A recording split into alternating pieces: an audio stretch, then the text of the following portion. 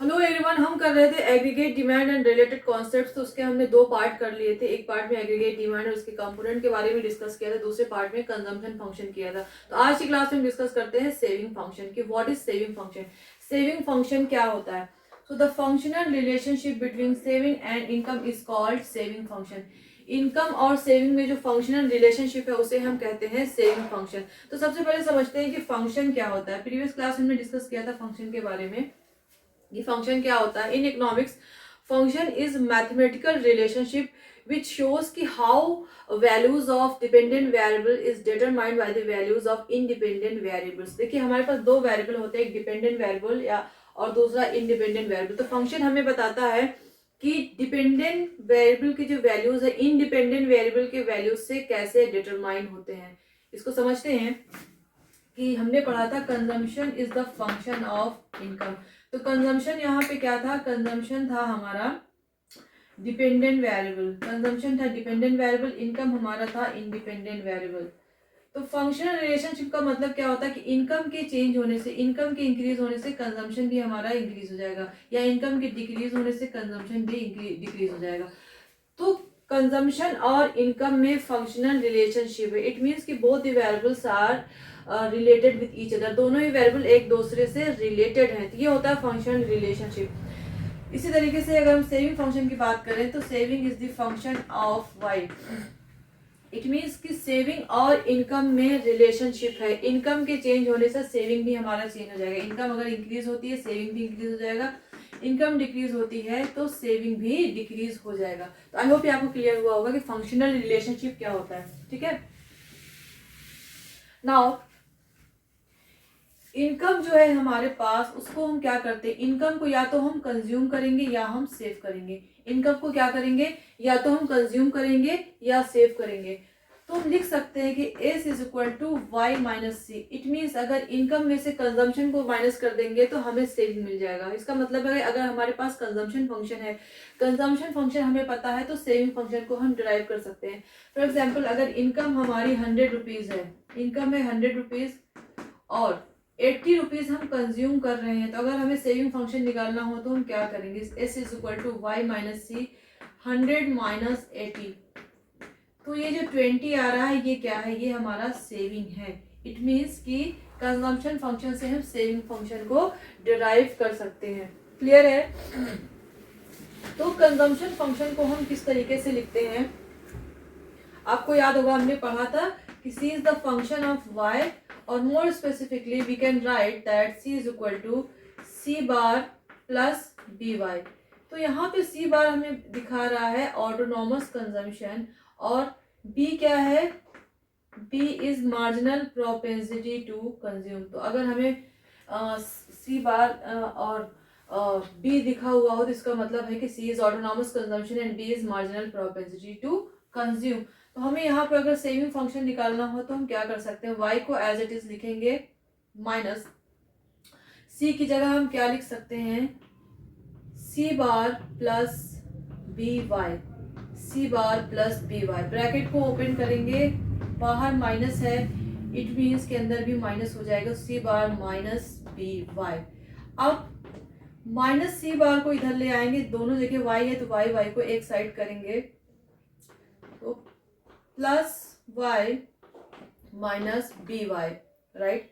Then minus C bar, दोनों जगह y है तो हम y को कॉमन ले लेंगे, तो ये क्या हो जाएगा?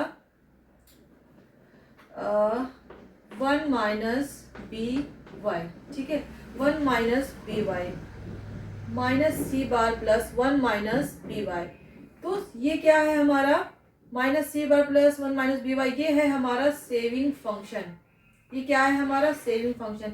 तो आपकी बुक्स में सेविंग फंक्शन इस तरीके से लिखा हुआ है, बट कैसे डिराइव किया गया है ये नहीं लिखा हुआ। तो आपको अगर डिटेल में समझना हो कि सेविंग फंक्शन को कंजम्पशन फंक्शन से डिराइव कैसे किया गया है तो वो आप देख सकते हैं। ठीक है, तो हमें पता होना चाहिए कि MPC plus MPS is equal to 1 होता है। MPC plus MPS is equal to 1 होता है। तो अगर हम 1 में से MPC को माइनस करेंगे तो हमें क्या मिल जाएगा? MPS। तो एमपीसी क्या है, हमारा मार्जिनल प्रोपेंसिटी टू कंज्यूम है। एमपीएस क्या है, हमारा मार्जिनल प्रोपेंसिटी टू सेव है। वन क्या है, वन को हम 100 भी समझ लेते, जैसा अभी हमने किया कि जैसे इनकम हमारी कितनी है, इनकम हमारी 100 है, ठीक है। तो इसका अगर 80 रुपीज हम कंज्यूम कर रहे हैं, 80 रुपीज कंज्यूम कर रहे हैं, तो जो 20 बच रहा है वो क्या है, हमारा सेविंग है। तो 1 मान लीजिए या 100 मान लीजिए, 100 हमारी इनकम है, 80 रुपीज कंज्यूम कर रहे हैं, तो जो बच रहा है 20 रुपीज वो क्या है, सेविंग है, ठीक है। तो 1 माइनस एमपीसी, 1 माइनस एमपीसी करेंगे तो क्या मिल जाएगा हमें, एमपीएस। जैसा हमने यहाँ पर किया कि वाई में से कंजम्पशन को माइनस किया तो हमें क्या मिल गया, सेविंग। इसी तरीके से अगर हम 1 माइनस एमपीसी करेंगे तो हमें क्या मिल जाएगा, एमपीएस। तो यहाँ पर क्या देख रहे हैं आप, 1 माइनस बी, तो आप 1 माइनस बी लिखें या 1 माइनस एमपीसी लिखें, बोथ आर सेम। बी यहाँ पर क्या शो कर रहा है, marginal propensity to consume. B क्या है, मार्जिनल प्रोपेंसिटी टू कंज्यूम। तो 1 माइनस एमपीसी लिखिए या 1 माइनस बी लिखिए, बोथ आर सेम। तो सेविंग फंक्शन को डिराइव करने के लिए हमने लिखा माइनस सी bar plus 1 minus B y. 1 minus b यानी कि 1 माइनस एमपीसी, 1 में से एमपीसी को माइनस करेंगे तो हमें क्या मिल जाएगा, एमपीएस, यानी कि हमारा सेविंग का स्लोप मिल जाएगा या सेविंग फंक्शन मिल जाएगा। ये माइनस सी बार क्या है, सी बार हमें पता है ऑटोनॉमस कंजम्पशन। देन माइनस सी बार क्या है, सी बार यानी कि ऑटोनॉमस कंजम्पशन वो कंजम्पशन है जब हमारी इनकम जीरो थी तब भी हम कुछ ना कुछ कंज्यूम कर रहे थे। तो वो कंजम्पशन जो जीरो लेवल ऑफ इनकम पे हो रहा था वो किस तरीके से हो रहा था, हम अपने पास्ट सेविंग से या तो कंज्यूम कर रहे थे या तो बोरो करके कंज्यूम कर रहे थे। तो जब हम पास्ट सेविंग से कंज्यूम कर रहे थे तो हमारी जो सेविंग थी वहां पर वो माइनस में थी, उसको हम बोल रहे थे डिस सेविंग, इसलिए हम सेविंग को डिनोट करने के लिए माइनस सी बार यूज करेंगे, ठीक है। ये शो करता है डिस सेविंग या zero level of saving, negative saving, ठीक है। तो हमारा सेविंग फंक्शन हो गया minus C bar plus 1 minus B Y. I hope आपको क्लियर हुआ होगा। इसको अब हम एक टेबल के थ्रू समझ लेते हैं, फिर इसका कर्व हम प्लॉट करेंगे। सेविंग फंक्शन का टेबल स्केड्यूल बनाएंगे। पहले फंक्शन का टेबल हमने बना लिया है। Let's understand it with the help of a table कि कैसे सेविंग इनकम से रिलेटेड है। तो यहाँ पे देख सकते हैं, here we are taking income, यहाँ पर कंजम्पशन और यहाँ पर सेविंग। सेविंग को कैसे निकालेंगे, वाई माइनस सी, यानी कि इनकम से कंजम्पशन को जब हम माइनस करेंगे तो हमें क्या मिल जाएगी, हमारी सेविंग मिल जाएगी। तो यहाँ पर इनकम है हमारी 0, इनिशियल लेवल पे देखते हैं, इनकम है हमारी 0, कंजम्पशन है हमारा 20। तो सेविंग को कैसे निकालेंगे, वाई माइनस सी, इनकम से कंजम्पशन को माइनस करेंगे तो हमें मिल जाएगा हमारा सेविंग। इनकम है 0, कंजम्पशन है 20, 0 माइनस 20 तो कितना हो जाएगा, माइनस 20 हमारी सेविंग हो जाएगी, ठीक है। फिर इनकम 0 से इंक्रीज होकर के 50 हो गई, कंजम्पशन है हमारा 60, सेविंग कैलकुलेट करेंगे, income minus consumption, income is 50, saving consumption is 60, 50 minus 60, saving कितनी हो आ गई, माइनस 10। फिर इनकम 50 से इंक्रीज होकर 100 हो जाती, income is 100, consumption is also 100। जितना ही हमारी इनकम है उतना ही कंजम्पशन हो रहा है, तो सेविंग कैलकुलेट करेंगे, income minus consumption that is 100 minus 100 is equal to 0, saving है हमारी 0। अब इनकम 100 से इंक्रीज होकर की हो गई 150, तो income is 150, consumption is 140, saving calculate करेंगे, इनकम माइनस कंजम्पशन, तो income 150, saving consumption 140, 150 minus 140 is equal to 10, तो सेविंग हो गई हमारी 10, ठीक है। इसी को एक हम कर्व के फॉर्म में देख लेते हैं कि इसका कर्व हम कैसे, सेविंग कर्व कैसे प्लॉट करेंगे, सेविंग लाइन कैसे ड्रॉ करेंगे।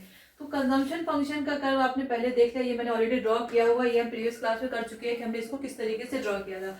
अब इससे हम सेविंग लाइन को निकालेंगे, सेविंग लाइन को ड्रॉ करेंगे, तो देखते हैं कैसे होता है।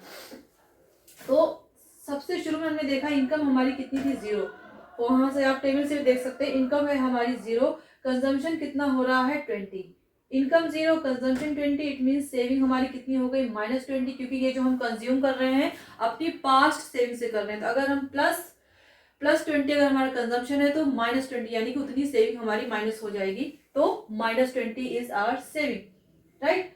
Then income increases from 0 to 50, 0 से इनकम इंक्रीज होकर के 50 हो गई, कंजम्पशन कितना हो गया, इंक्रीज होकर 60, तो 50 माइनस 60 हमने यहाँ पर देखा, 50 माइनस 60, अभी भी कंजम्पशन हमारा ज्यादा है, इनकम से कंजम्पशन अभी भी हमारा ज्यादा है, इट मीन्स कि माइनस 10 हमारी सेविंग है। तो हमने यहाँ पर जो लिखा हुआ है माइनस 10, तो यहाँ से हम एक पॉइंट यहाँ तक लेकर के आए, तो पहला पॉइंट हमारा यहाँ पर होगा माइनस 20, दूसरा पॉइंट यहाँ पर होगा इनकम 50 है तो सेविंग कितना है, minus 10। Now income increases from 50 to 100, income 50 से इंक्रीज होकर के 100 हो गई। जब इनकम 100 है, कंजम्पशन कितना है, कंजम्पशन इज ऑल्सो 100, ठीक है। Income is 100, consumption is 100, it means saving is 0।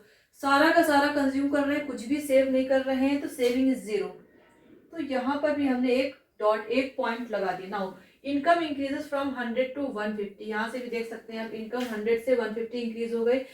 जब इनकम 150 है तो कंज्यूम कितना कर रहे हैं, 140, कंजम्पशन कितना हो रहा है, 140। सेविंग निकालेंगे, 150 माइनस 140 कितना आया, +10। तो अब हमारी सेविंग होना स्टार्ट हुई, सेविंग हमारी पॉजिटिव में आ गई है, +10 यहाँ पर आ रहा है, तो +10 हम यहाँ से ला करके एक पॉइंट यहाँ पर रखेंगे। इट मीन्स कि इनकम हमारी 150 है, सेविंग हमारी 10 है। इनकम 150 है तो सेविंग कितनी है, हमारी 10 है। तो हमारे पास 4 पॉइंट्स हो गए, -20, -10, देन 0, देन +10। तो जब ये सारे पॉइंट्स को हम मिला देंगे, we will draw a straight line, ठीक है। तो हमें क्या मिल जाएगी, हमारी सेविंग लाइन और सेविंग कर्व। इस तरीके से आप सेविंग कर्व को ड्रॉ कर सकते हैं। You can derive saving curve from the consumption curve और consumption function. So I hope आपको सेविंग कर्व समझ में आया होगा। अब हम बात करेंगे टू सेव और marginal propensity to save, average propensity to save. जिस तरीके से हमने एवरेज प्रोपेंसिटी टू कंज्यूम किया था कि एवरेज प्रोपेंसिटी टू कंज्यूम यानी कि एपीसी क्या होता है, हम अपनी इनकम का कितना प्रोपोर्शन कंज्यूम कर रहे हैं, वो होता है एवरेज प्रोपेंसिटी टू कंज्यूम। उसी तरीके से एवरेज प्रोपेंसिटी टू सेव क्या होता है, it refers to the proportion of total income that goes for saving. Average propensity to save क्या होता है, हम अपनी इनकम का कितना प्रोपोर्शन सेव कर रहे हैं, वो होता है एवरेज प्रोपेंसिटी टू सेव। तो इसको कैसे कैलकुलेट करते हैं, एवरेज, इसका फॉर्मूला क्या है, average propensity to save is equal to saving upon income. इसको हम ऐसे भी लिख सकते हैं कि APS is equal to S upon Y, right. APS is equal to S upon Y, यानी कि इनकम का कितना प्रोपोर्शन हम सेव कर रहे हैं, this is called average propensity to save. तो फॉर एग्जाम्पल, अगर इनकम हमारी 100 है, इनकम इज 100 और कंज्यूम हम कर रहे हैं 80, तो सेविंग कितना हो गया, 20 हम सेव करें। अगर हमें निकालना हो तो इसे हम कैसे निकालेंगे, APS is equal to 20 upon 100, ठीक है। तो ये कितना हो जाएगा, 0.2। तो हम अपनी इनकम का कितना परसेंट सेव कर रहे हैं, एवरेज प्रोपेंसिटी टू सेव, यानी कि 0.2% हम क्या कर रहे हैं, सेव कर रहे हैं, ठीक है। Now we will understand it with the help of a table. Average propensity को सेव को एक हम टेबल से समझेंगे। Here we are taking income, here consumption, यहाँ पर सेविंग और यहाँ पर होगा। इस पॉइंट में income is 50, consumption is 60, saving है -10, ठीक है, सेविंग है -10। तो एवरेज प्रोपेंसिटी टू सेव कितना हो जाएगा, -10 divided by 50 is equal to 0.2 -0.2। तो -0.2 क्या हो गया, हमारा average propensity to save. At this point when income is 100, consumption is also 100, saving is 0, तो APS कितना हो जाएगा, 0/100, APS हो जाएगा हमारा 0, यानी कि कुछ भी सेव नहीं हो रहा है, जितना इनकम है उतना ही कंजम्पशन भी है। Now income is 150, then consumption is 140, तो सेविंग है हमारी +10। तो एवरेज प्रोपेंसिटी टू सेव कितना हो जाएगा, 10/100, ये हो जाएगा 0.6, ठीक है, 0.06। तो ये हमारा एवरेज प्रोपेंसिटी टू सेव। इसको देखते हैं कि इसका कर्व कैसे ड्रॉ करें। कर्व वही सेम है, हम यहाँ पे डिफरेंट पॉइंट पे देखेंगे कि हमारा एवरेज प्रोपेंसिटी टू सेव क्या है। इसका ऑब्जर्वेशन देख लेते हैं कि डिफरेंट पॉइंट पे हमारा एपीएस कितना आ रहा है। ऑब्जर्वेशन, वही सेविंग लाइन, आप सेविंग फंक्शन का कर्व ड्रॉ कीजिएगा जो कि हमने पहले किया था, और यहाँ पर हम देखेंगे कि क्या ऑब्जर्वेशन आ रहा है। तो एट पॉइंट ए हमारा एपीएस कितना आ रहा है, 0। Eight point A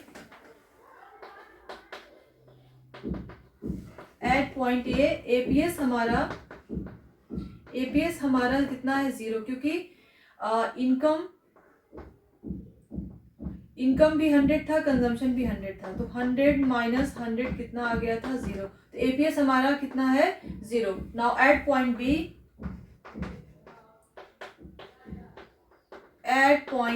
B APS is equal to, point B पे एपीएस कितना है, -10, ठीक है। पॉइंट बी पे एपीएस है हमारा -10। Now at point C, at point C APS is equal to, point C पे एपीएस है हमारा +10, पॉइंट सी पे एपीएस हमारा +10 क्योंकि इनकम है हमारी 150 और कंजम्पशन है 140। तो 150 माइनस 140 जब हमने किया तो कितना आया, +10, ठीक है। तो पॉइंट सी पर हमारा एपीएस है +10। तो ये है हमारा एवरेज प्रोपेंसिटी टू कंज्यूम। अब हम बात करेंगे marginal average propensity to save. हम बात करेंगे, we will talk about what is marginal propensity to save. Marginal propensity to save यानी कि एमपीएस क्या होता है। हमने पढ़ा था मार्जिनल प्रोपेंसिटी टू कंज्यूम, तो हम अपनी बढ़ी हुई इनकम का कितना प्रोपोर्शन कंज्यूम कर रहे हैं, यानी कि एडिशनल इनकम का कितना प्रोपोर्शन कंज्यूम करें, वो होता है एमपीसी। इसी तरीके से एमपीएस क्या होता है, it refers to the additional income that goes for saving. अपनी एडिशनल इनकम का कितना प्रोपोर्शन आप सेव कर रहे हैं, वो होता है मार्जिनल प्रोपेंसिटी टू सेव और एमपीएस।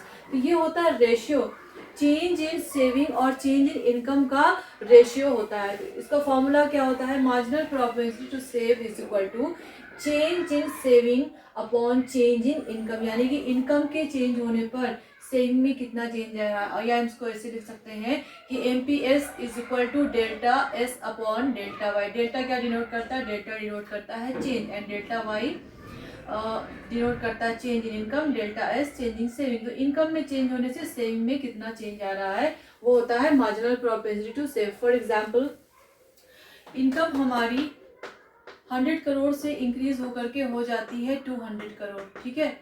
और कंजम्पशन सेविंग हमारा ₹20 करोड़ से इंक्रीज होकर के हो जाता है 80 करोड़। तो इनकम में चेंज कितने का आया, 100 का, और सेविंग में चेंज कितने का आया, 60 का। 80 माइनस 20 60 और 200 माइनस 100 100। तो हमें निकालना है marginal propensity to save, MPS निकालना है। तो हमें पता है MPS is equal to delta S upon delta Y. तो डेल्टा एस है 60, डेल्टा वाई है 100। इसको सॉल्व करेंगे तो ये कितना हो जाएगा, 0.6। तो एमपीएस कितना हो गया, 0.6, और वी कैन से 60%। तो हम अपनी बढ़ी हुई इनकम का कितना प्रोपोर्शन सेव कर रहे हैं, 60% सेव कर रहे हैं। ये होता है marginal propensity to save, right. तो इसको एक टेबल से समझ लेते हैं। Table, marginal propensity to save का टेबल देख लेते हैं। तो here we are taking income, और यहाँ पे कंजम्पशन, यहाँ पर सेविंग, और यहाँ पर MPS, that is marginal propensity to save. Income हमारी 0 है, कंजम्पशन 20, और सेविंग कितनी है, -20। फिर इनकम हमारी 50 है, कंजम्पशन इज 60, सेविंग -10। तो मार्जिनल प्रोपेंसिटी टू सेव यहाँ पर 0.2 आ रहा है। कैसे कैलकुलेट करेंगे, चेंज इन इनकम। इनकम में कितने का चेंज आ रहा है, 50 माइनस, इससे पहले वाले को माइनस करेंगे, 50 माइनस 0 यानी कि 50। और कंजम्पशन में सेविंग देखेंगे हम 20 माइनस 10, और 10 माइनस 20 कितना आ गया, 10। तो मार्जिनल प्रोपेंसिटी टू सेव आ गया हमारा 0.2। इसी तरीके से हर लेवल पर हम marginal propensity to save calculate कर लेंगे। अगर लास्ट लेवल की बात करें, income is 150, consumption is 140, saving है हमारी +10।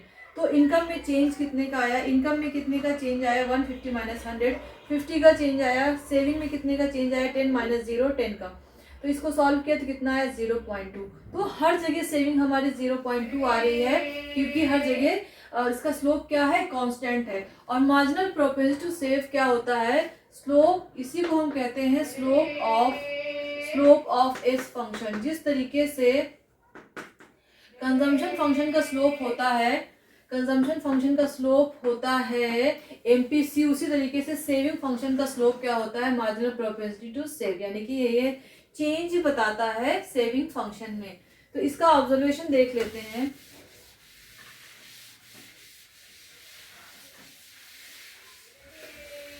सेविंग फंक्शन का ऑब्जर्वेशन,